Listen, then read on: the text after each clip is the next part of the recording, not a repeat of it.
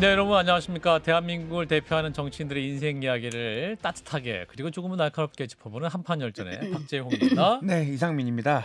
예. 오늘 게스트 바로 소개해 보겠습니다. 예. 네, 드라마 같은 인생 스토리가 있는 게스트입니다. 음. 고졸, 호남, 여성이라는 유리천장을 깨버린 삼성그룹 창사 이래 첫 여성 출신 임원입니다. 예. 우리나라 최고의 반도체 설계 전문가, 이른바 양도체 개혁신당의 양양자 원내대표님 어서 오십시오. 어서 오십시오. 아이고 불러주셔서 감사합니다. 네, 양도체입니다. 양도체. 네, 세미컨덕터 양이 아니라 네. 컨덕터 양으로 불러주세요. 컨덕터 양. 양쪽을 좀 양도체. 통하게 하는. 네. 네. 소개는 마음에 드셨습니까, 대표님? 아유 정말 마음에 들었습니다. 제가 예. 양도체라는 소개 네. 문구에 항상 양도체입니다 하니까 예. 농인 가게 갔더니 어. 어르신들도 양도체 왔네 그러시더라고요. 좋았습니다. 네. 그러셨군요. 네. 예, 요즘 이제 개혁신당의 원내대표로서 열심히 네. 활동하고 계신데 어떠세요? 지금 이제 당 분위기는 굉장히 그래도 뭔가 해보자. 네, 저희는 굉장히 즐겁습니다. 오늘도 동탄과 용인을 왔다 갔다 하면서 네. 시민들 만나고 음. 특히 그 젊은 친구들이 개혁신당 화이팅, 오. 우리 당 화이팅 어. 이렇게 해주는 그런 목소리를 들으니까 되게 힘이 나고 에너지를 듬뿍 받아왔습니다. 민주당에 있을 때랑은 좀 네. 다른 느낌이죠? 그렇죠. 예. 민주당에서는 제가 할 일이 없습니다. 또 할 일 없었던 게 아니었어. 그래도 한때 예, 있었던. 그렇습니다. 예. 지금 할 일이 없다는 얘기지. 예. 알겠습니다. 그래요. 자, 우리 양양자 원내대표님의 인생 이야기를 그럼 좀 차근차근 짚어보도록 하겠습니다. 자, 내 인생의 결정 순간 첫 번째 순간부터 짚어보죠. 고졸 여성 임원. 네, 말 그대로 정말 신화를 쓰신 분으로 예. 알려져 있습니다. 전남 화순에서 출생을 하셨고요. 그런데 넉넉지 않은 가정에서 또 자라셨다고 합니다. 예. 어린 시절에 양양자 어린이는 어떤 어린이였습니까? 많은 분들이 네. 그 스말스러운 나이라고 했어요. 스마일스러운 아이. 사투리를 모르시는구나. 여기는 충청도 사람. 충청도. 네. 전라도 청주. 사투리는 아니고 전라도 방언인으로 아. 이제 나올 거예요. 수말스럽다. 수말스럽다. 네, 수말스럽다. 어른스럽다라는 아, 얘기였어요. 그러니까 어른스럽다. 어릴 때부터 동네 모든 일은 제가 좀 해결하고 다니는 아주 어릴 때부터 약간 지금도 별명이 애정녀인데 네. 애정녀는 뭐예요? 애매한 것을 다 정해주는 여자 뭐 해가지고 삼성에서는 잘하시네요. 애정녀. 오늘 예, 대표님 예. 그거 10년 전 겁니다. 수말스러운 그녀. 수말스럽. 수말스러운 그녀. 그러니까 이제 네. 해결사라는 얘기를 해결사. 많이 들었어요. 심지어 아. 친구 부모님이 싸우면 네. 친구가 달려옵니다. 저한테 말려달라고. 예. 그럼 이제 그 정도로? 제가 가서 이제 아빠 이야기 듣고 오. 엄마 이야기 듣고 중재하고 네. 그래서 집안을 좀 이렇게 정리해드리고 오는 아주 어렸을 때부터 태생부터 원내대표였네요. 그러니까 조정해주고. 조율하는. 네, 조율하는 그런 네. 그래서 어릴 때부터 그래서 DNA가 정치인이지 않았나 이런 생각을 그러셨구나. 하고 있습니다. 네. 그러니까 어렸을 때부터 근데 이제 넉넉지 않은 가정에서 아버님 몸이 좀 편찮으셨던 거죠. 네, 폐가 안 좋으셔서 그렇구나. 결국 16살 때 돌아가셨습니다. 그러셨어요. 그러면서 이제 아버지와 약속을 지키기 위해서 학교를 실업교원서를 바꾸셨다고 하는데 무슨 약속을 하셨던 거예요? 중학교 3학년 어느 날이었습니다. 예. 학교에서 돌아온 저를 보통은 아버지께서 이 하루에 한마디도 잘 안 하실 정도로 과묵하셨어요. 그리고 늘 아래목에 누워 계셨는데 예. 학교에 다녀온 저를 부르셨습니다. 부르셔서 근데 그날 좀 이상한 이렇게 기운을 느끼면서 들어갔는데 예. 아버지가 키도 크신데다가 이렇게 소눈이셨어요. 근데 완전히 깡 마르셨고 예. 근데 그날따라 저를 쳐다보시지를 못하시는 거예요. 이렇게 손눈을 이렇게 어디다 둘지를 모르시더라고요. 그러면서 하시는 말씀이 정말 어렵게 하셨던 것 같아요. 아무래도 내가 오래 못 살 것 같다. 이제 이 말씀을 하셔서 예. 저는 순간적으로 저 말씀을 하시기까지 얼마나 힘들었을까.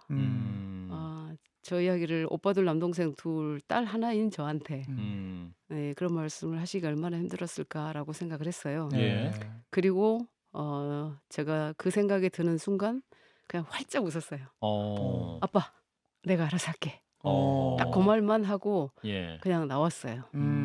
그래서 그때 제가 약속한 "아빠 내가 알아서 할게." 음. 그 약속을 지금까지도 지키고 있다고 생각을 합니다. 제가 알아서 음. 창당을 했습니다. 갑자기 창당 얘기로 네. 갑자기 점수가 좀 확 네, 해지는데. 많이 점프됐네요. 야, 네, 네. 아버님이 이제 그리고- 한국 정치까지 맡기셨던 거라 그때. 그리고 네. 이제 그때가 15살, 만 15살이었는데 왜 그날 그 말씀을 하셨을까 했더니 다음 날이 그 고등학교 원서 쓰는 마지막 날이었어요. 그래서 단 한 번도 제가 대학을 가지 않을 거라고 상상도 못 했었는데 예. 아버지가 그런 말씀을 하셨던 걸 제가 이게 무슨 말씀인지 잘 알고 학교에 가서 담임선생님한테 그 원서를 달라고 했습니다. 제가 인문계를 썼었는데 예. 그러고 나서 다시 쓴 게 이제 광주여자상업고등학교를 썼습니다. 여상을 좀 예, 가게 그래서 됐어요. 광주여자상업고등학교를 들어간 1학년 때 아버지는 돌아가셨어요. 그러셨구나. 그래서 이제 그러면서 실업계를 가라, 실업계 뭐 가서. 동생들을 잘 보살펴라, 뭐 엄마 또 할머니 할아버지 잘 모시고 좀 그런 부탁의 말씀이셨던 것 같아요. 근데 대개는 이제 오빠 네. 두 분이 있고 남동생 두 분이 있는 거고 네. 오남매 중에 유일하게 네, 따님이 딸이었습니다. 중간에 네. 따님이신 거잖아요. 네. 그러면은 대개는 좀 오빠들이 첫째나 음. 둘째가 이렇게 좀 이렇게 가정을 건사하기 위해서 열심히 할 수 있는데 우리 혼자 왜 또 이렇게 약간은 뭐랄까? 당시에 큰 오빠는 군대 간 지가 얼마 안 됐고 우리 이제 3년을 군대에 있어야 되고 네. 그다음에 작은 오빠는 아픈 가정사지만 좀 그때 행방불명 됐었어요. 그러셨어요. 네. 그래서 이제 제가 그 마지처럼 집안 일을 다 할 수밖에 없었습니다. 그렇군요. 그래서 이제 딸이지만 네. 가정에 아주 뚝순이 같이 소녀 가장처럼 일하셨는데 네. 사진을 한번 준비했습니다. 네. 학창 시절 사진을. 오. 저기 언제요? 광주 여상 시절인가요? 아니요, 아니면 중학교 1학년 중학교 때입니다. 1학년 때. 네. 중학교 1학년 그때가 때. 중3이었던가 중3. 봅니다. 네. 그러니까 이제 인문계 진학을 못했을 내려놓고 때는. 네. 이제 여상 진학을 아, 결단했을 때의 모습. 저 때가 이제 그 원서를 바꿔 쓰고 나왔던 때 같습니다. 네. 그래요. 뭔가 좀 결혼하네요. 네. 네, 가방도 예쁘게 들고 있고 네. 또 하나의 사진. 요거는 언제입니까? 중학교 때입니다. 저것도. 중학교 때. 네. 예, 왼쪽과 오른쪽 두 분의 여성이 존재하는데요. 왼쪽입니다. 제가. 왼쪽에 왼쪽에 계시군요. 네, 예. 네. 잘 안 보여서 다행입니다. 왜요? 왜요? 너무 네, 예쁘고. 네. 에너지가 확대 부탁드립니다. 넘치는. 자, 그렇게 해서 이제 고등학교에 진학을 하고 네. 이제 고등학교 졸업한 다음에 입사한 회사가 삼성입니다. 네. 고등학교 졸업하기 전에 입사했습니다. 그래요? 그때는 이제 졸업하기 전에 다 취업을 나가는 상황이었기 그렇구나. 때문에 네네네네. 그 당시에 1985년도에는 반도체라고 하는 그 단어가 굉장히 생소한 때였습니다. 오. 그러니까 무엇을 하는 뭐 산업이 어떤 산업인지도 모르고. 네. 근데 그 고등학교 3학년 때 선생님께서 그 첨단 산업 반도체 회사에서 네. 삼성 반도체 통신 주식회사에서 이제 연구원 보조의 공채 원서가 왔다 이렇게 네. 하셨고 그 취업은 성적 순대로 이렇게 원서를 보낸다. 받는 상황이었어요. 그런데 저도 이제 상당히 성적은 좋았지만 네. 그 비슷한 성적 군에 있는 우리 음. 친구들이 단 한 명도 그걸 쓰질 않았어요. 반도체 네, 쪽으로. 대부분 이제 뭐 생명이나 은행이나 기업체 어떤 맞아요. 그때는 그 그렇게 은행이 갔죠. 월급 급여가 은행, 괜찮으니까 은행으로 많이 많이 갔지. 갔죠. 음. 근데 저는 은행보다도 왠지 반도체를 듣는 순간 저게 제 가슴이 떨렸어요? 예. 야, 나 양도체. 뭔지는 양도체가 잘 될것 모르지만. 같다. 뭔지 잘 모르지만 네. 흘렸다. 첨단이라는 얘기 듣고 저건 내가 가야 될 곳이라고 생각을 그 했어요. 선생님이 중요한 한 말씀 하셨네. 그렇죠. 현자야, 네. 첨단 산업에 가자. 네. 오. 그래서 근데 저는 그 초등학교, 그러니까 당시에는 국민학교라고 그랬죠. 예. 국민학교 때 그 적성 검사를 네. 하면 이과가 그러니까 자연계가 99.9%가 났었어요. 그래요? 네. 그런데 대단하시네. 이제 그런데 제가 그 수학 교수나 음. 뭐 교수가 되고 싶었었습니다. 네. 물리 교수나 네. 이렇게 교수가 이공계 교수가 되고 싶었는데 예. 이제 상고를 갔으니까 아. 주산부기 타자밖에 할 수가 없었어요. 그러니까 네. 거의 80% 수업이 주산부기 타자였기 때문에 네. 3년이 굉장히 괴로웠습니다만 네. 3학년 때 반도체라는 이야기를 듣고 제가 눈이 번쩍 뜨여서 제가 지원을 했습니다. 아니 그렇구나. 근데 네. 빙그레도 아니고 럭키금속도 아니고 응. 왜 삼성이었습니까? 예. 이유가 있었겠죠. 네네네. 삼성이 근데 그 당시만 해도 대한민국 1등은 아니었죠. 그렇죠. 반도체를 이제 갓 지금의 시작한 위치가 회사였고, 아니었어요, 당시 삼성이. 이제 당시에는 삼성생명이 가장 또 음. 급여가 좋았고, 네. 삼성 그룹 복지가 안에서도. 좋았고, 네. 네. 그리고 삼성물산. 그래서 친구들의 대부분 삼성물산, 삼성생명, 삼성화재 아. 이런 쪽으로 갔는데 저는 네. 삼성 반도체로 갔습니다. 아. 그래서 삼성반도체 메모리 설계실 연구원 보조로 일을 하셨던 건데 네. 그럼 거기서 무슨 일을 하시는 거예요? 그럼 연구원 보조면 카피하고요. 네. 카피? 네. 카피? 복사. 페이퍼. 복사. 네, 복사. 그러니까 예. 당시에 일본의 반도체 기술이 세계를 거의 그 주름 잡고 석권하는 있었어요. 예. 때였기 때문에 네. 그 반도체로 인해서 전자산업이 또 일본이 전자산업으로 거의 세계 시장을 그냥 주도하고 있었죠. 소니 아이와 막 그렇죠. 있었고. 네. 네. 그러니까 NEC, 뭐 도시바, 도시바, 히다치, 예. 뭐 사뇨, 소니, 예. 미쓰비시 뭐 이런 회사들. 그러니까 글로벌 탑 10 기업 중에 6, 7개가 일본 거였습니다. 당시에 그래서 이제 그 1983년 2월 8일 날 이병철 회장께서 도쿄 선언으로 메모리 반도체 사업 진출을 예, 말씀하셨죠. 오. 선언하셨어요. 예. 그리고 83년도니까 제가 그 2년 후에 이제 입사를 했기 때문에 예. 이제 막 그 공장을 짓느라고 네. 인력이 막 필요할 때였구나. 네, 굉장히 아.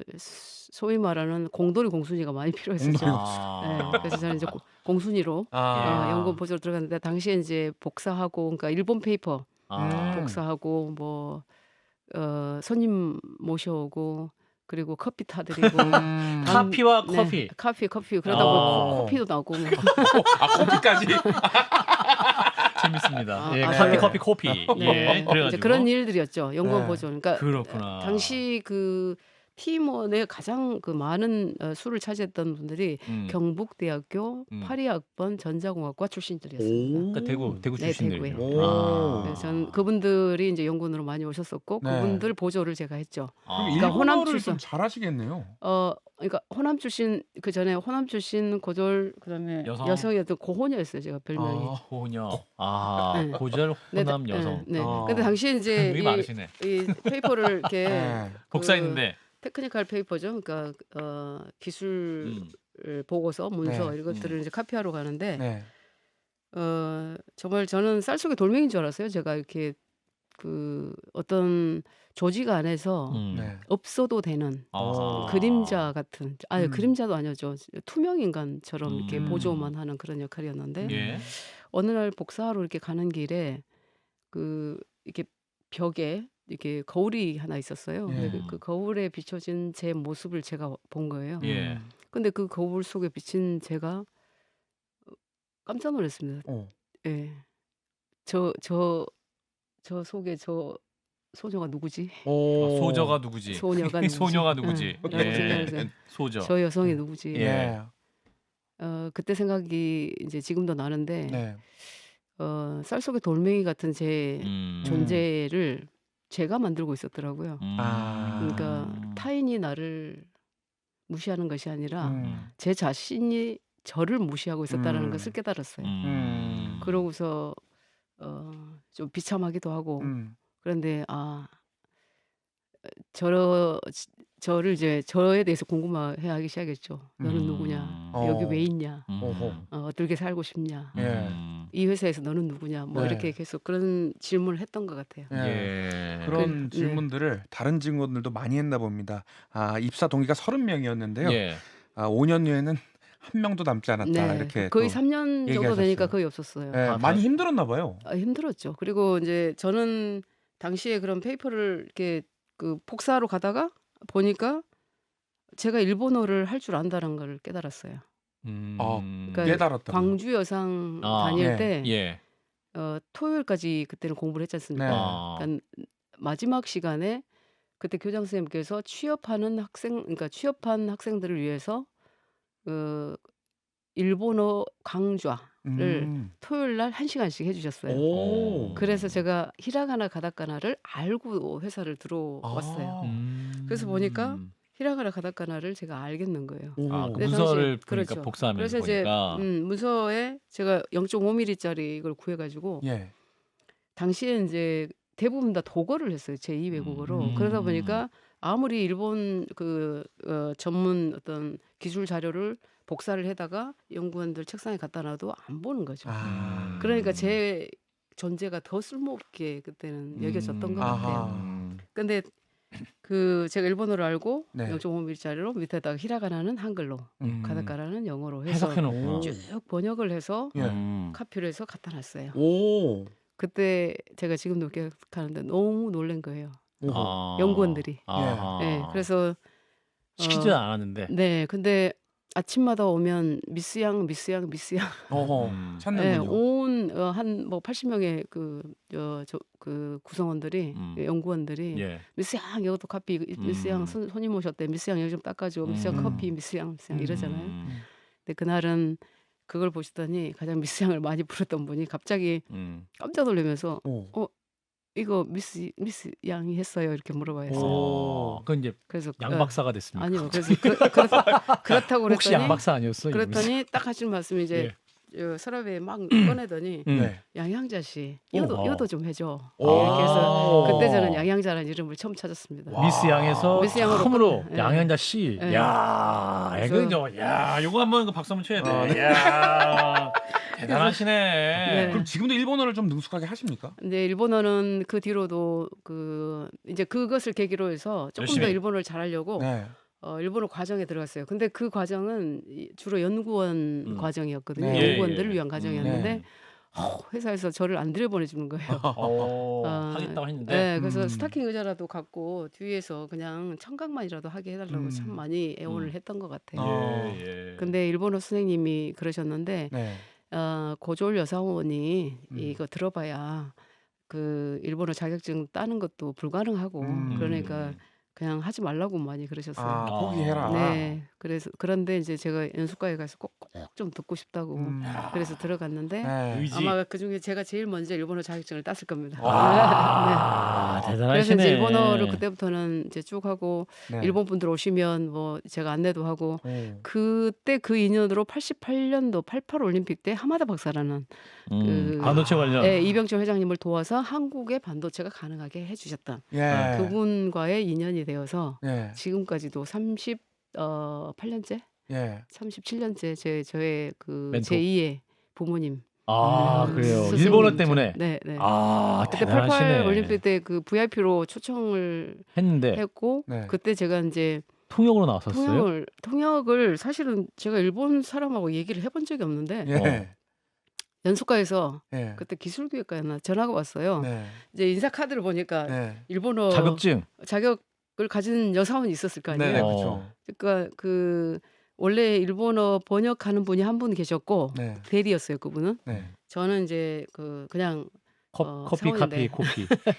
근데 일본어 자격증 소유자가 있다 해가지고 네. 저한테 연락이 와서 야. 혹시 통역 가능하냐고 묻더라고요. 오. 근데 제가 순간적으로 제가 하겠습니다. 와. 야, 인생의 중요한 순간이었네. 결정적 순간이었네. 네, 정말 제가 내가 왜 이걸 한다고 했지. 제가 하겠습니다. 네, 제가 하겠습니다 하고 했는데 이제 88 올림픽 때 그분들이 김포공항으로 들어오셨습니다. 하마다 박사 네 분이 네. 그때 하마다 박사님. 66세, 64세 그 정도 되셨어요. 네. 64세, 62세인가 그 정도 되셨는데 음. 들어오셨어요.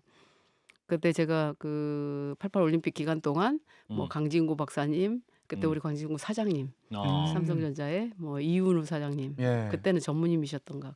그렇게 해서 모시고 다니고 통역은 필요가 없었어요. 어허. 왜냐하면 삼성의 강진구 사장님이랑 다 일본을 너무 잘하셔요. 아하. 그래서 저는 통역은 필요 없고 그냥 모시고만 다녔는데 어. 너무나 좋아하셨습니다. 제가 하겠습니다. 요 한마디가 중요해요. 제가 하겠습니다. 그러한 에너지가 우리 양양자 대표님의 그 삶의 에너지가 됐고 운동도 열심히 하셨던 것 같아요. 사진 한번 볼게요. 네네네. 사진 준비. 아이고. 저 뭐예요? 태권도? 제가 태권도 유단자입니다. 네. 저 때는 빨간 띠였는데 예. 몇 단이세요? 2단입니다. 자세를 다시 똑바로 앉으세요. 기- 이상미 씨. 알겠습니다. 저 기숙사 지하에 네. 삼성. 예, 삼성의 기숙사 지하에 기흥입니다. 용인. 기흥의 기숙사 지하에 네. 이제 도장이 있었는데 네네네. 저는 저 도장을 제가 혼자 이용을 많이 했던 것 같아요. 왜냐하면 아무도 이용 안 가? 밤늦게까지 일하고 네. 이제 기숙사에 돌아오면 보통은 가지. 너무 힘들어서 네. 막 그러니까 떨어지는데 그냥 들어가 넷플릭스 네, 보고 저 그러는데 사진에도 뒤에 아무도 없습니다. 의자에. 없어요. 네. 그래가지고 제가 혼자 저기서 혼자 누가 참- 찍어준 거야 저거는? 그때 당연히 사귀던 어, 남자친구? 아니요. 누가 찍었는지 기억이 안 기억이 나요. 안 나. 누가 지나 예. 사범님으로 사범님이었던 정리하겠습니다. 거. 예. 사범님 말고 사범님을 도와서 일하시는 분이 마지막 뭐 이렇게 예, 뭐 하러 알겠습니다. 오셨다가 어쨌든 네. 예. 찍었습니다. 한 장 더 있다고 합니다. 한 장 더 있어요. 야, 요거는 여기 마라톤입니까? 오래 그때 달리기. 오래 달리기 했던 것 삼성 같습니다. 딱 적혀 있는 것 같은데 네. 가슴팍에 172번. 네. 예. 네. 운동회 때 사진인가요, 저거는? 저거는 삼성 아마 전체 무슨 삼성 그룹 무슨 그 직원 체육 대회. 직원 체육대였던 것 같아요. 야. 저기가 잠실 운동장이었을 텐데 오. 왠지 그럴 것 같아요. 네네. 예. 대표로 네. 나갔었습니다. 이렇게 네. 달리고 공부도 하고 네. 또 다들 퇴근해서 기숙사에 잘 때 태권도 도장 가고 네. 또 열심히 공부하시고 이제 복사하지만 또 그 복사 시키지 않았는데 번역하면서 네. 상무로 승진합니다. 네. 네, 28년 만에. 28년 만에. 야. 여상 출신 최초로. 최초로. 예. 네. 어떠셨어요? 그때 딱 됐을 때. 저는 제가 역량이 뛰어나서 실력이 있어서 임원으로 승진했다라고 생각을 안 했어요. 당시에 이제 정말 오늘 열심히 살면 네. 정당한 대가와 성공을 보장받을 수 있는 나라라는 것, 그런 네. 회사라는 것을 삼성이 이 사회에 던지는 메시지였다. 저는 그렇게 생각이 들었습니다. 가족들 네. 중에 누가 제일 좋아하셨어요? 또 자녀도 있으실 거고 또 배우자도 계셨을 네. 텐데 뭐라고 말씀하셨어요? 특별히 뭐 그런 표현을 안 했는데 좀 네. 걱정들을 하시더라고요. 왜요? 어떤 걱정? 그러니까 이제 제가 음. 고졸 호남 여성에다가 고혼녀. 연구원에다가 네. 발탁 임원이었어요. 발탁 임원. 네, 아. 발탁. 그러니까 그냥 제 연한에 된 게 아니라 좀 발탁이 됐어요. 좀 오. 연한을 당겨서 예. 아 특채 같이 막 네. 특별 승진 같이 네, 네. 됐구나. 특별 발탁이었죠. 예. 그러다 보니까 그 너무나 많은 매체들이 언론에서 막 집중적으로 취재 있어서 가족들이 네. 되게 걱정했던 양양자 것밖에 그녀는 누구인가? 네, 많은 걱정을 했던 예. 기억이 납니다. 네. 임원으로서의 삶은 어땠습니까? 우리 드라마 보면은 네. 삐까뻔쩍한 차 타고 네. 도도하게 네. 걸어가는 그런 임원들의 모습이 많이 이 드라마 속에 있잖아요. 그러니까 약간 이제 군대를 가면 네. 군대를 치면 이제 별을 단 거잖아요. 네. 그렇죠. 그렇잖아요, 그죠? 근데 군대도 약간 이제 장성과 장성 아닌 사람은 굉장히 다르거든요. 장성은 이제 권총이 딱 쥐어지고 네. 여러 가지 뭐 또 이게 이제 다르거든요. 뭐가 달라지셨어요? 근데 그 가장 다른 것은 예. 그러니까 임직원에서 임원과 직원, 임원은 임시 직원이에요. 아. 1년씩 계약직. 계약을 하기 때문에 계약직. 그냥 잘못하면 그냥 1년 잘려요. 만에 그냥 잘리는 집으로 가야 상황인데 돼. 네. 이제 그거보다도 약간 그 책임감이 굉장히 무겁게 느껴졌던 게 음. 이제는 누가 이래라 저래라 시키지 않아요. 예, 임원은 그냥 자신이 어떤 성과를 내야 돼. 예, 계획을 세우고 음. 프로젝트를 만들고 네. 로드맵을 만들어서 직원들과 함께 그러니까 같은 연구원들과 함께 뭔가를 만들어내는 그런 위치에 있기 때문에 상당히 그 무거움을 느꼈던 것 같아요. 근데 다만 이제 글로벌 기업에서는 뭐 삼성뿐만 아니라 아마 다 그렇다라고 보여지는데 특히 첨단 기술을 다루는 회사에서의 연구 임원은 기술 개발에만 올인해라. 나머지는 다 회사에서 다 알아서 해준다. 그러니까 뭐 자녀 근데 저는 신기한 게 예. 이제 삼성 기술개발 임원 같은 경우는 다 보면 뭐 스탠포드 박사, 네. 뭐 MIT 박사, 네. 뭐 미시간 대학교 박사, 뭐 이런 분들이 이제 막 학위 그렇죠. 마치고 와서 네. 상무 막 젊은 시절에 상무 되고 막 이런 친구들 많이 보거든요. 네. 네. 근데 우리 이제 대표님은 고졸 출신 네. 호남 네. 그죠 고혼녀로서 딱 상무가 됐는데 또 네. 그분들과 딱 봤을 때 또 뭔가 약간은 뭐랄까 보이지 않는 그런 경쟁과 그렇죠. 그러니까 견제. 단 한 번도 제가 그분들과 어떤 경쟁자라고 생각해 본 적은 없어요. 제가 일을 하면서. 근데 다만 저는 그 리더십이라고 하는 것이 그 같은 조직원들에게 하게 하는 힘을 부여하는 사람. 어떤 성과를 만들어내는데 조직의 힘을 극대화시키는 그게 이제 리더십이거든요. 근데 이제 저는 바닥이 아니라 저 지하 10층부터 올라왔기 지하 때문에 10층. 그러니까. 그 이제 그런 훌륭한 분들하고 다르게 네. 저는 아주 그 근본 기술의 근본부터 이렇게 보고 왔기 때문에 네.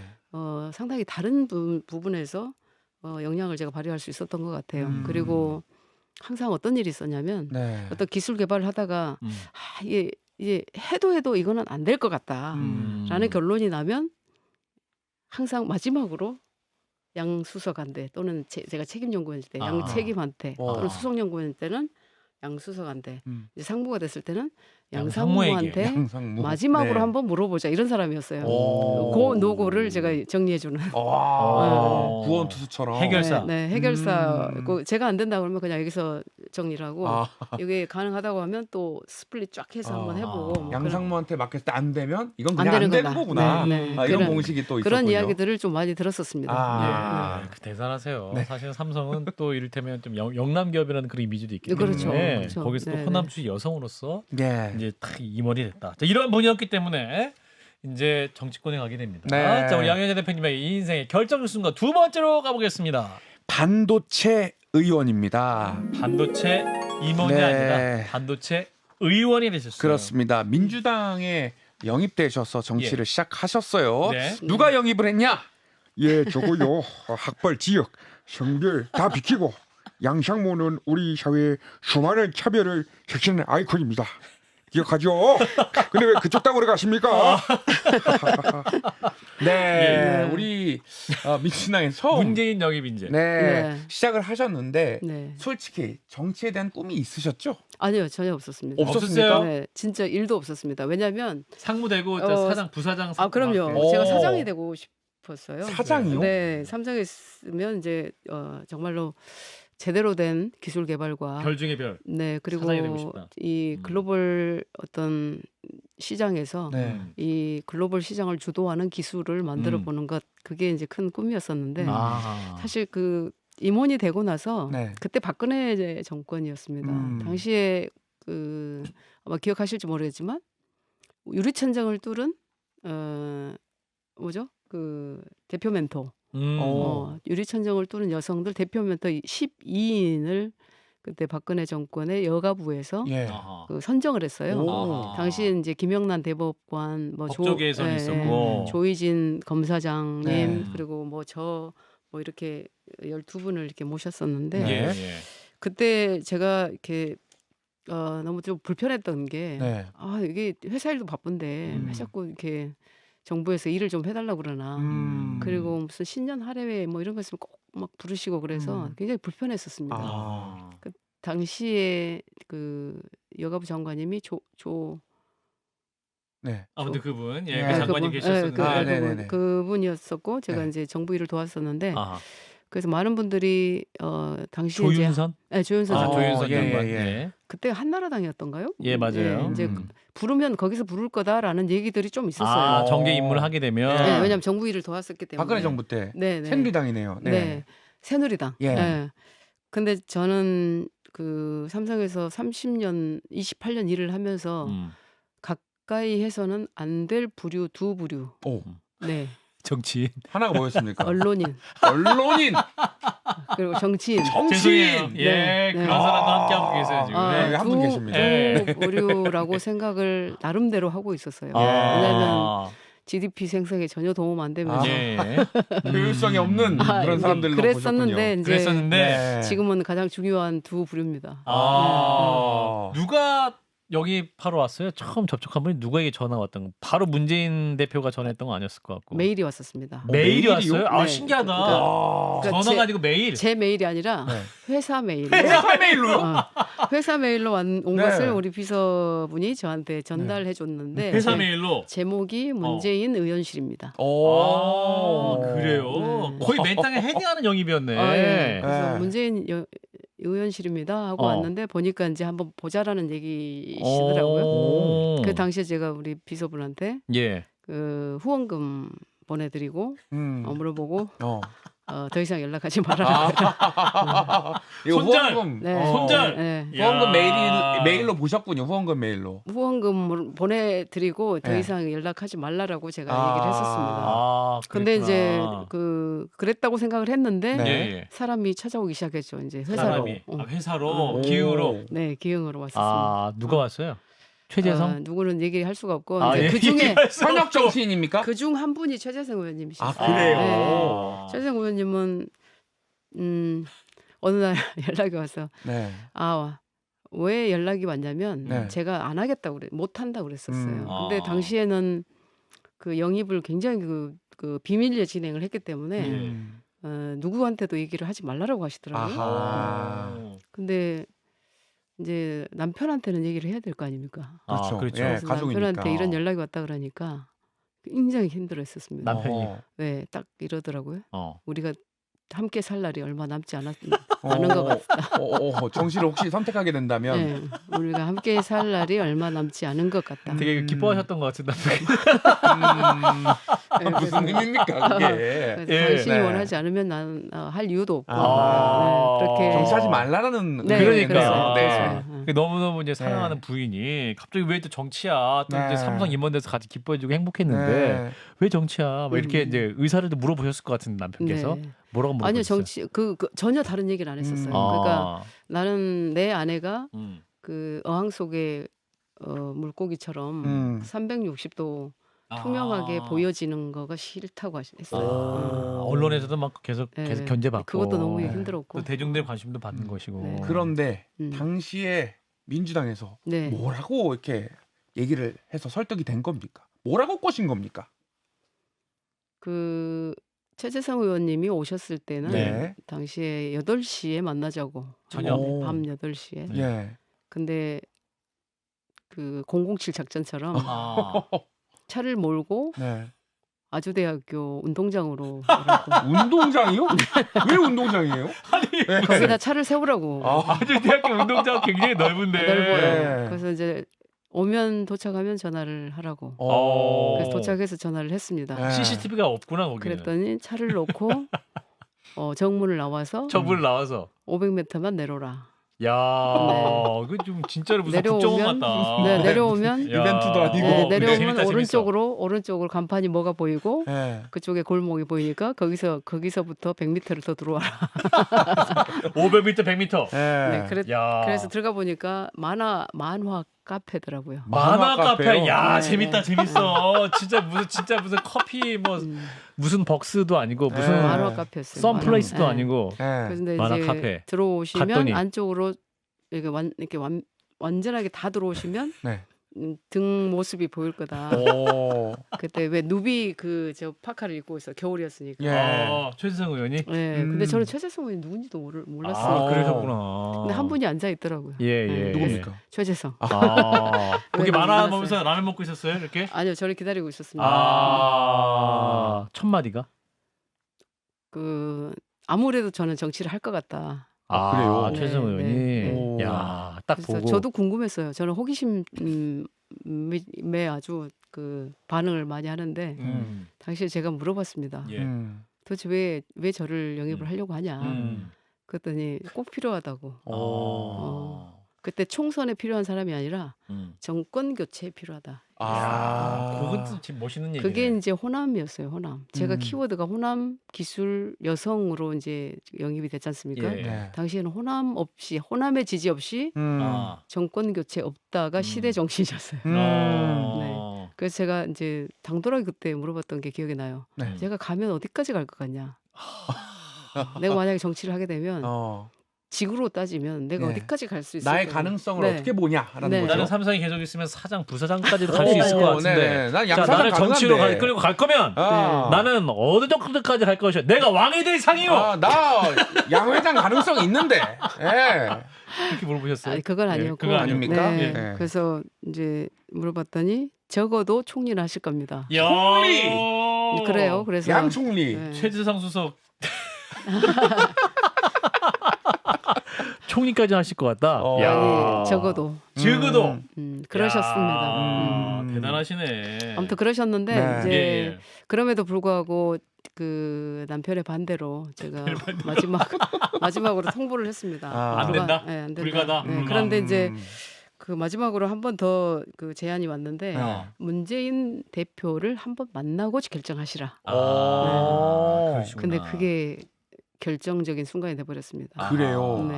만났을 때 어떤 대화를 나누셨나요? 네, 2016년 예. 1월 10일이었습니다. 음.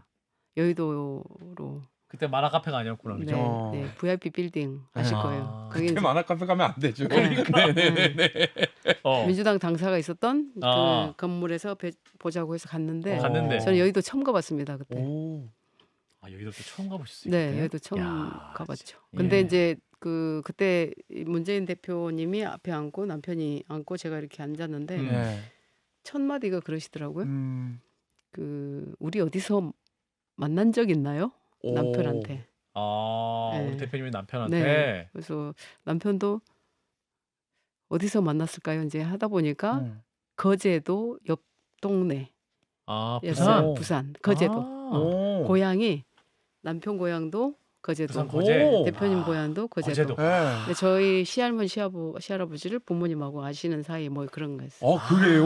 네. 와. 그래서 거기서 놀라운- 끝났구나. 거기서 네, 끝났구나. 그래서 잘 통해가지고 그날 10일 날 왔는데 집에 네. 왔는데 이제 아무 얘기가 없었어요. 남편께서. 네. 어. 그래서 고민을 하고 있구나라고 생각을 했는데 네.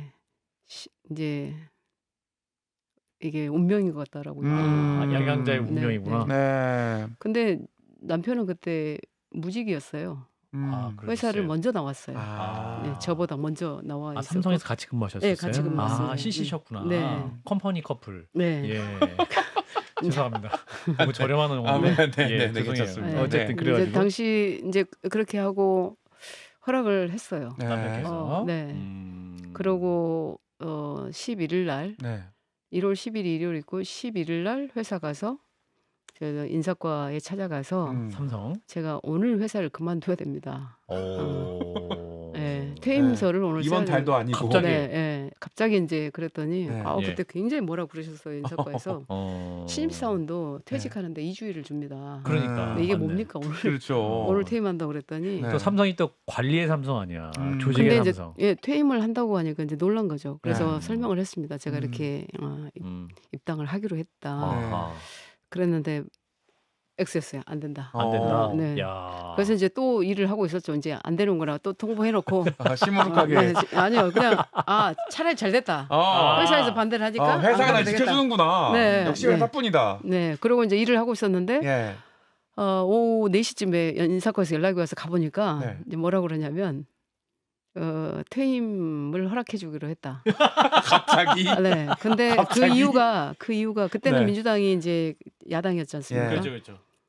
우리 출신이 야당에 한 명쯤 있어도 좋겠다라고 회장단에서 얘기를 하셨대요. 이번에서 이번 나름- 사장단에서. 네. 나름 정무적 야. 판단을 한 거네요. 네, 그랬구나. 근데 여당 될 줄 몰랐겠죠. 야, 그랬구나. 그래서 1월 12일 날 오전 10시에 네. 제가 입당 기자회견을 합니다. 야, 정말 정확하시네. 다음, 네. 날짜와 시간을 다 기억하시네. 네. 예. 왜냐면 오전 양보치라니까요. 오전 10시에 예약 발신 메일을 저희 구성원들한테 삼성. 다 써놓고 나왔거든요. 그랬구나. 그래가지고 이 메일이 열리는 오전 10시에 제가 그 입당 기자회견을 하고 있을 겁니다라고 이제 메일을 보냈어요. 네. 아. 근데 그 입당 기자회견문을 밤새 썼는데 너무 눈물이 많이 났어요. 30년 2개월 커리어를 마감하고 새로운 네. 일을 가는 거니까. 네, 그 입당 기자회견문이 그 글 중에서는 그 베스트라고 어떤 그 작가 분들 무슨 평가를 해주셨어요. 네, 모임에서 평가를 해주실 정도로 그러니까 그게 이제 진심이 담겨서 그랬던 것 같습니다. 거기에 이제 오늘 열심히 살면 정당한 대가와 성공을 보장받을 수 있는 사회라야 합니다. 네. 스펙은 결론이 아닌 자부심이어야 합니다. 여성의 출산이 출세를 막고 네. 육아가 경력 단절로 이어지는 이 구조를 바꿀 책임이 정치에 있습니다. 네. 제가 기억합니다. 아. 네, 나처럼 노력하면 된다라고 말하고 싶지 않습니다. 네. 야, 그런데 그렇게 해서 탈당을 하시고 네, 무소속 네, 그리고 한국의 희망 창당을 그리고 했습니다. 개혁신당까지 오셨습니다. 예. 오신 게 아니라 이준석 대표가 오셨어요. 아, 그래요? 예, 그렇죠, 그렇죠. 한국의 희망으로 찾아오셨습니다. 그 분명히 해야 될 것 같아요. 아, 그렇습니까? 맞아, 분명히 해주세요. 네, 분명히 하겠습니다. 예. 그때 자, 남편분의 반응은 어땠습니까? 어떤 반응? 그러니까 뭐 이제 한국의 희망, 탈당을 하고 창당을 하고 여기까지 오기까지. 여기까지. 남편이 굉장히 그 인생에서 가장 힘들어한 몇 순간이 있었는데 네. 가장 힘들었던 순간이 퇴사. 삼성 네, 회사. 삼성 퇴사. 음. 그다음에 검수완박 반대하고 음. 민주당을 떠날 때. 네. 그리고 창당. 네. 네. 이게 굉장히 힘들어했었습니다. 아. 그런데 이제 합당은 제가 상실감이 커서 굉장히 좀 고통스러운 시간을 보냈죠. 그래서 네. 지금 이제 우리 양양자 대표님의 결정 순간 세 번째로 넘어가 보겠습니다. 네. 한국의 희망 K 벨트입니다. 예. 네. K-벨트. 최근에 용인갑이죠. 경기도 용인갑에. 네, 출마 선언하셨습니다. 네. 어떤 걸 좀 실현하고자 이렇게 출마하셨습니까? 용인갑은 그 이제 반도체 클러스터가 지정된 지 지금 한 6개월 됐습니다. 예. 네, 그런데 이 용인 처인구는 네. 반도체 클러스터가 지정됐습니다만 이 처인은 용인을 넘어서 대한민국을 넘어서 세계적 반도체 수도가 돼야 됩니다. 예. 아시다시피 지금 구마모토, 그러니까 소니 CIS 제품을 전 세계 시장을 석권하고 있는 소니와 TSMC가 합작해서 구마모토에 공장을 짓고 있죠. 예. JSAM인가? 네, 그렇게 하고 있는데 예. JASM. 네. 근데 그 공장이 22개월 만에 24일 날 어제 그제 예. 예, 24일 날 가동을 합니다. 예. 그것은 반도체 전쟁이 전 세계적으로 지금 엄청난 그 패권 전쟁이 일어나고 있다라는 것을 보여준 것이고 예. 이 용인의 성공이 저는 대한민국의 주권을 지키는 그리고 어떤 국민의 개인의 자유를 누릴 수 있는 유일한 어떤 그 방법이라고 유일한 어떤 전략이죠. 이제 그런 상황인데 이 용인의 승리를 이끌어내야 되기 때문에 네. 30년 2개월 반도체를 개발하고 반도체의 삶의 계획을 가지고 있는 제가 가야 된다라는 이렇게 소명의식을 느꼈고 특히 중요한 것은 지금 이제 속도전이거든요. 예. 근데 반도체 특별법 그러니까 시즌 1에서 패키지법 2법을 제가 통과시켰잖아요. 예. 근데 이 법을 발의하고 통과시켰기 때문에 용인 클러스터가 지정이 됐어요. 예. 근데 이제 앞으로 반도체 그 K칩스법 시즌 2 6개 법안이 통과가 돼야 예. 인프라 구축이 됩니다. 근데 그 6개 법안을 제가 내놓고 있거든요. 근데 아. 제가 떨어지면 이제 300명 중에 단 한 명의 반도체 전문가도 없게 되는 상황이 의원들 되거든요. 여의도 300명 중에 네, 지금 그 예비 후보 양당 또는 전체 예비 후보 중에서도 반도체를 저처럼 했던 사람은 없더라고요. 근데 제가 떨어지면 아마 국가가 굉장히 위기에 빠질 거라는 사명감으로 제가 용인 근데 지금 가면- 이제 그 지역에 국민의힘이 대통령 최측근으로 꼽히는 용산 네. 출신, 네. 또 검사 출신 네. 이원모 전 대통령실 인사비서관이 전략 공천이 됐는데 네. 그래서 그 이제 힘센 정부 여당 인재가 할 수 있다. 이게 네. 또 그쪽에서 또 반론을 펼칠 수 있을 것 네. 같아요. 뭐라고 답하시겠습니까, 대표님? 저는 네. 이런 소명을 가지고 용인갑에 갔으나 예. 이원모 검사께서는 저는 국회의원이 되시기 위해서 가셨다. 아, 국회의원이 되는 길이 강남울이 가장 빠르다고 생각하셨는데 뭐 여러 가지 연유로 해서 네. 용인갑에 오셨습니다. 네. 다만 저는 다른 후보를 생각을 안 하려고요. 용인 시민들과 아하. 용인의 자존심, 또 용인의 자존심. 처인구가 처진구가 더 이상 되지 않도록. 처진구가 네. 되지 않도록. 네, 오늘도 이제 용인 시장을 돌고 용인 시민들을 정말 많이 만났는데 예. 처인구가 왜 이렇게 처진구가 됐느냐라는 말씀들 참 많이 하시는데 음, 제가 이제 두 번째 이유가 음, 그때 광주여상을 졸업하기도 전에 갔던 데가 용인이에요. 그렇군요. 거기 용인에서 30년 2개월을 일을 이제 반도체 일을 했죠. 네. 근데 그 용인은 그 옆 지역의 을 지역이 기흥입니다. 기흥. 기흥인데 그러니까 용인 전체에서 갑 지역과 을병정이 있습니다. 네. 을병정을 세 개를 다 합쳐도 갑 지역의 6분의 1 단대요. 아. 근데 그만큼 넓은 이 처인구가 용인갑. 예. 계속해서 이렇게 발전이 안 되고 있었던 이유가 있었더라고요. 예. 19대, 20대, 21대 아마 의원들께서 다 구속이 되셨어요. 그래서 지금 지금도 구속돼 구속이 있죠. 되시고. 예. 예. 그래서 이제 용인이 더 이상 어떤 한 지역의 국회의원이 아니라 국가의 명운이 달려 있다고 생각을 하고 양도체인 제가 양순신으로 해서 양도체에서 갑자기 양순신이 됐어요. 네, 야 네. 이순신 장군이 아니라 양순신. 양익진도 아니고. 예, 양순신. 이순신 장군이 노량해전에서 이렇게 명량해전 때 네. 하신 말씀이 있어요. 네.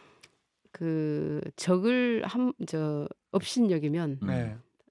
반드시 피한다. 그리고 그리고 한 사람이라도 제대로 길목을 지키면 1000명의 적이 떨 수 있다. 예. 그래서 이제 그 말씀이 저한 너무나 다가와서 아 제가 바로 양순신이구나. 당시의 거북선이 지금의 반도체구나. 네. 나라를 지키는 호국신기구나 이렇게 네. 생각을 합니다. 네. 그렇군요. 아니 근데 음. 이순신이라고 하면 12척이 있어야 되지 않겠습니까?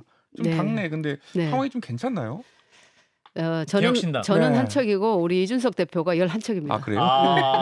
금태섭은 배 아니에요? 아, 있군요. 아, 거기는 뭐 통통배입니까? 종로에 배예요, 배. 네. 예, 예. 아 예. 그렇군요. 자, 근데 지금 이현욱 의원도 옆에 이제 화상에 그렇죠. 계셔서 예. 그 이현욱 의원님 같은 경우도 굉장히 그 삼선 우리나라의 의원이시잖아요. 첨단 기술의 어떤 법안 음. 관련 법안이나 이런 노력을 해오셨기 때문에 예.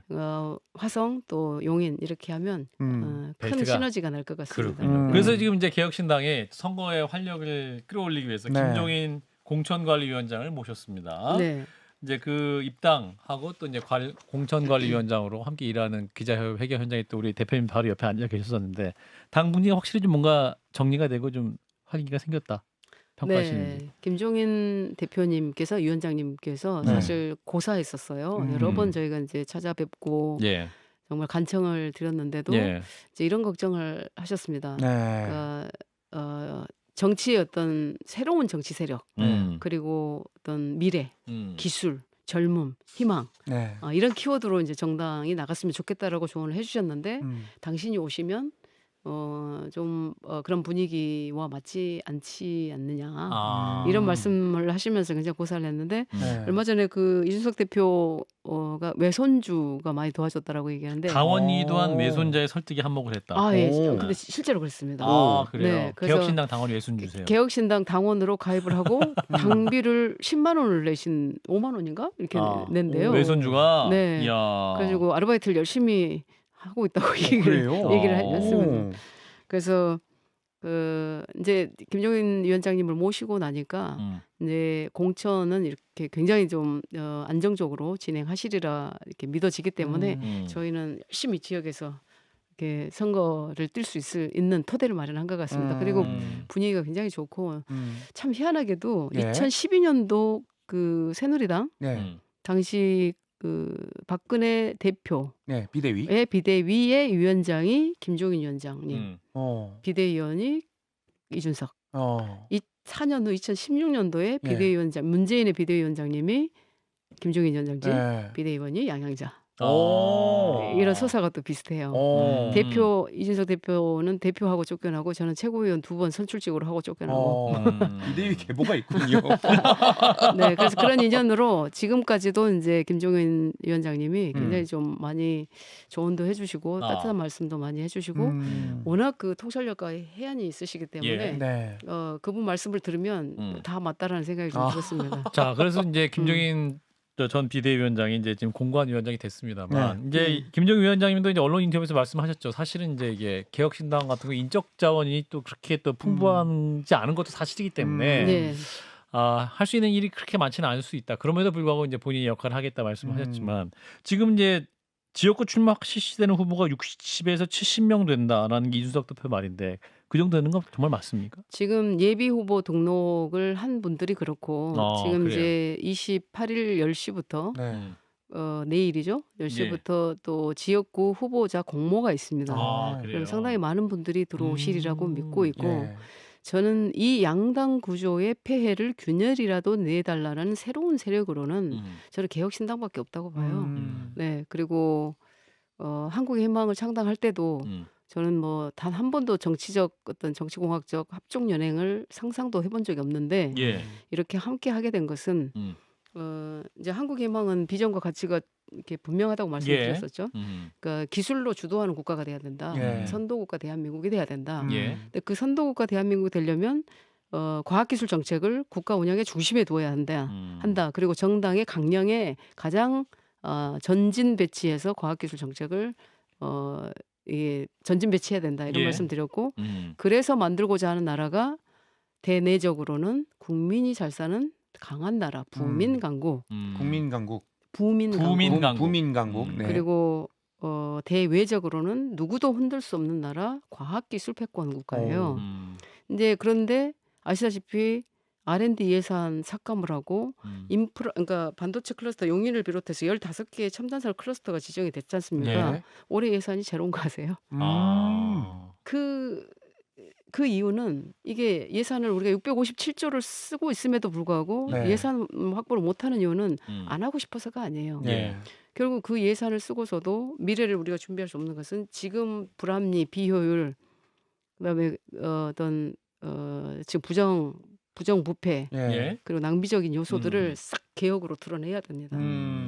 내일이 그 인천 미추홀에서 네. 전세 사기로 청년이 처음으로 자살을 하죠. 그날입니다. 내일이. 전세 사기로 죽어가는 청년 한 명도 우리가 구할 수 없는 이 구조를 깨려면 개혁밖에 없어요. 그래서 제가 개혁 지향점에 동의를 한 것이고 네. 특히 이제 정당을 삼각형으로 그려보면 예. 맨 꼭지점 위에가 가치와 비전, 그리고 왼쪽은 세력, 오른쪽은 언론. 네. 그러니까 세력과 언론의 그 활용을 굉장히 잘하는 이준석 대표와 저희의 개혁신당. 가치와 비전의 한국희망이 함께해서 시너지를 내는 그런 구조로 돼 있습니다. 그래서 함께 하게 됐고 네. 저는 이제 정말 이렇게 조금 더 말씀드리면 네. 이제 대만이 TSMC 회사 하나로 예. 아마도 우리보다 우리가 이제 3만 불 대만과 한국이 3만 불 시대를 같이 열었는데 예. 아마 대만은 5만 불로 금방 갈 겁니다. 왜? 왜? 3년 전에 TSMC와 삼성전자가 나스닥 상장 시가총액 기준으로 본 기업 가치가 삼성전자가 349조였고 TSMC가 348조였어요. 근데 3년이 지난 지금 현재 네. 삼성은 400조 근방에 있고 TSMC는 700조 가까이 가고 있어요. 그 정도로 반도체 수요가 지금 메모리 반도체에서 시스템 반도체, 특히 AI 칩으로 이렇게 빠른 이동을 하고 있고 예. 이게 굉장히 저 수요가 급증하고 있는 상황에서 보면 이제 대만이 앞서가고 있는데 대만은 1년 예산이 117조였습니다. 작년에. 와, 그 얘기는 대한민국 인구 비례로 보면 290조밖에 안 쓴 거예요. 이제 대한민국 657조 쓰고 있죠. 예. 저는 이 657조의 예산을 절반으로 줄여야 된다고 생각합니다. 그래야 300조 정도를 우리 미래 세대를 위해서 그리고 첨단 산업을 위해서 투자할 수가 있는 거죠. 예. 그러려면 결국은 이 개혁신당이 제대로 일을 해야 되는데 이런 모든 일의 문제는 어디서 왔느냐. 네. 결국 준비되지 않은 지도자예요. 준비되지 않은 지도자가 준비되지 않은 정책으로 국가 운영을 한다라고 하는 이 상황이 갈등을 유발하고 지금 의사 증원도 그렇죠. R&D 예산도 그렇죠. 근데 그 갈등을 누가 활용을 하느냐. 예. 결국은 거대 양 정당이 적대적 공생 관계로 활용을 하죠. 예. 그 갈등에서 유발되는 사회적 비용이 천문학적이에요. 그래서 이 정치를 완전히 완전히 바꾸지 않으면, 네. 그러니까 새로운 판을 마련하지 않으면 네. 새로운 세력들이 그렇군요. 국가의 미래가 없다. 오늘 제가 노회찬 의원님 5주기 영상을 하나 봤는데 네. 까매진 그 삼겹살 구이 판에다가 고기를 구우면 계속 안 좋다 그 이거죠. 비유를 하셨죠. 네, 그래서 판을 바꿔라. 전혀 새로운 새 판으로 바꿔야 된다. 그게 개혁신당이다. 그게 개혁신당이다. 자, 이런 가운데 지금 청취자들 굉장히 조금 질문이 많습니다. 아, 예. 이준석 대표 도대체 어디서로 출마하는 거냐? 네. 준길동이냐? 네. 대구부터 시작해가지고 양천갑, 뭐 동탄, 음. 어디로 출마하는 겁니까 도대체? 저는 제 입장에서 일관되게 드린 말씀이 있어요. 네. 개혁신당은 젊음, 청년, 네. 미래, 기술, 희망 이런 우리의 어떤 지향점, 네. 우리의 정체성을 네. 제대로 내보일 수 있는 곳은 경기 남부 K벨트 반도체 근데 벨트다. 지금 굉장히 헷갈리네요. 이렇게, 이제 우리 김종인 공천관리위원장은 네. 고향인 대구 경북으로 가야 된다고 네. 그러고 TK. 그리고 이준석 대표 같은 경우는 또 서울 얘기도 말씀 많이 하시고 노원도 네. 노원 얘기도 많이 하고 네. 양천감 얘기하고 우리 대표님 말씀은 경기도의 벨트 말씀하시고 네. 계속 뭐 여론조사를 들리고 있는 겁니까? 아니면 저는 여론조사 돌리는 잘 모르겠고 예. 저희 개혁신당의 만약 개혁신당이 건국으로 치면 네. 뭐 호남이냐 영남이냐 뭐 수도권이냐 이런 게 있을 거 아닙니까? 음. 우리는 어떤 기술 첨단 기술 그것도 네. 그거는 용인, 네. 화성 네. 그리고 이천 음. 그다음에 수원 뭐 분당도 이렇게 들어갑니다면 예. 안성, 평택, 아산 여기를 아우르는 요 경기 남부 벨트가 네. 어떤 근거지, 네. 본류지로 생각을 합니다. 아. 그러니까 어디냐고요? 어디냐고요? 곧 네. 발표할 겁니다. 비밀입니다. 비밀이에요. 예. 안 알려주네요. 자, 이삭축 얘기도 있고 이제 새로운 미래 같은 경우는 더불어민주당 공천 상황이 안 좋아지면서 탈당 후에 합류하는 분들 꽤 되는데 생각보다 이제 국민의힘은 뭐랄까요, 좀 조용한 공천이 이루어지면서 네. 그 개혁신당에 합류하는 현역 의원들 꽤 좀 기대가 좀 어려운 상황으로 가고 있지 않은가 뭐 이런 네, 얘기까지 네. 나오는데 지금 어떻게 현재 상황 판단하고 계십니까? 저는 지금의 한동훈 위원장의 어떤 공천, 네. 저는 철밥통 공천이라고 제가 말씀을 드렸었는데 예. 현역 천국 신인 지옥이라는 말이 나오더라고요. 현역 천국 신인 지옥이다. 네, 국민의힘 그렇죠. 공천이. 새로움은 하나도 없고 그리고 이제 29일 날 저희가 본회의가 있는데 김건희 특검법 통과 예. 이걸 막으려는 의도다 이렇게 보여지는데 예. 저는 굉장히 기대를 했었어요 한동훈 위원장한테. 저는 정치적으로 어떤 이분이 이제 정치로 나왔기 때문에 정말 그런 감동의 정치, 어떤 감동의 공천 이런 것을 주도해 나갈 줄 알았는데 역시 그 기대를 완전히 저버리는 그런 공천이어서 좀 실망을 했습니다.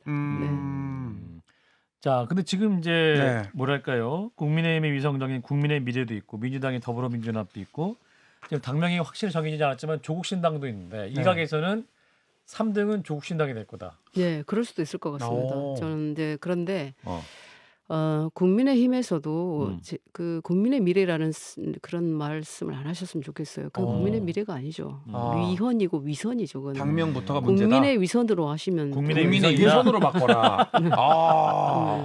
더불어민주당은 더불어민주연합인데. 더불어민주연합은 그거는 그 꼼수연합으로 보셔야 될 것 꼼수연합. 같고요. 꼼수연합이다. 저는 그런 그 거룩하고 네. 그 품격 있는 언어를 그런 그 법을 어겨가면서 그 위성 정당을 만드는 그런 위성 정당 명에다 쓰는 것은 국민들을 정말 어떻게 보고 있는지 단편적으로 보여주는 일이라고 생각을 합니다. 저는 그럴 수는 없는 거예요. 그래서 그 대안적 선택은 개혁신당이다. 네. 라는 말씀을 해주고 계신 것 같아요. 자, 이제 의원 좀 보내드릴 시간이 된 것 같습니다. 마지막 요청은 피해갈 수 없어요. 자, 이제 60만 구독 채널 한판승부. 자, 청취자를 바라보시면서 한판승부 구독과 좋아요 요청을 부탁드리겠습니다. 이 카메라를 보시고 부탁드리겠습니다. 구독과 좋아요 부탁합니다. 고맙습니다. 감사합니다. 자, 우리 한경재 원내대표님 함께하고 있는데 마지막 질문. 자, 한판연전 공식 질문. 내 인생을 한 줄로 요약한다면 이 질문 드리면서 마무리하겠습니다. 저는 늘 내가 알아서 할게요. 제가 알아서 할게요. 또 제가 하겠습니다. 그래서 늘 퍼스트 모버, 퍼스트 펭귄이었습니다. 그래서 그 펭귄들이 남극에서 이렇게 바다 속으로도 들어가도 죽고 밖에 있으면 얼어 죽고 그런 상황에서 그래도 이 펭귄 가족을 살리려면 네. 누군가는 먼저 이렇게 바닷속으로 뛰어들어야 돼요. 예. 네, 그런 두려움 없이 뛰어드는 그 첫 번째 펭귄이 퍼스트 펭귄인데 예. 저는 삶이 늘 그랬던 것 같습니다. 예. 먼저 갑니다. 그리고 제가 스스로 자랑스럽다고 생각되는 일에 아. 저는 저를 그냥 던집니다. 아. 나는 그래서- 펭귄이다. 네. 퍼스트 무버. 네. 퍼스트 퍼스트 모버. 네. 퍼스트 펭귄으로서 또 개혁 신당의 길을 네, 네. 또 개척하고. 네. 처인 구민과 함께 우리 처인 구민과 함께 네. 처인의 미래를 함께 설계하겠습니다. 네. 네. 처진구가 아니라 네, 처인구가 처인구로 아니라 만들겠다. 네, 네. 네, 용인갑에서 네. 네. 그 새로운 미래를 국민과 함께 열겠다라는 바람을 가지고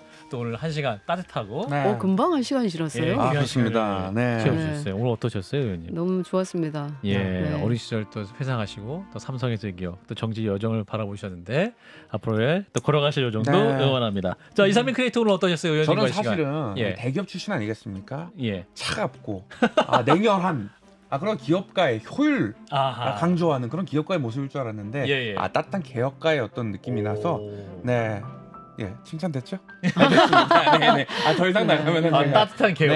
네, 정립을 아, 받겠습니다. 네, 네. 따뜻한 개혁가 좋습니다. 네, 네. 좋습니다. 우리 청자 여러분들도 좋은 네. 시간 하시길 바라면서 다음 주 화요일 7시 반에 또 보석 같은 게스트와 함께 찾아뵙겠습니다. 함께해 주신 여러분 대단히 고맙습니다. 감사합니다. 네, 고맙습니다.